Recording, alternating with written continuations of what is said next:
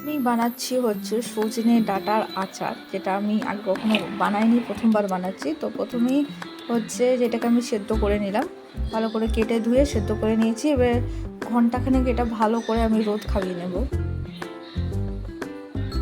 তো এটা আমার রোদ খাওয়ানো হয়ে গেছে। এখন আমি আচারের মশলা বানাবো। তো আচারের মশলাটা দেখতেই পাচ্ছ আমি কী কী দিয়েছি।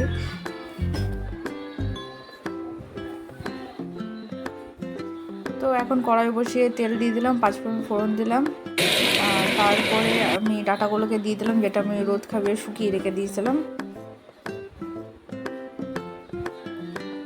তো এবার আচারের মশলাটা যেটা আমি বানালাম, তো সেটাকে গুঁড়ো করে রেখেছিলাম, আর সঙ্গে শুকনো লঙ্কাও আমি গুঁড়ো করে রেখেছিলাম।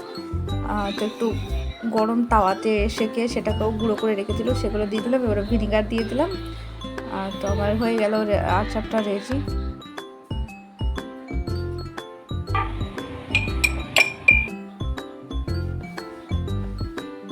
যদি এই ভিডিওটা যদি ভালো লেগে থাকে তো অবশ্যই লাইক করবে, কমেন্ট করবে আর শেয়ার করবে, আর বলবে আমার আচারটা কেমন হয়েছে। আর বাড়িতে অবশ্যই বানাবে, কিন্তু এটা খেতে ভীষণই ভালো শরীরের জন্য।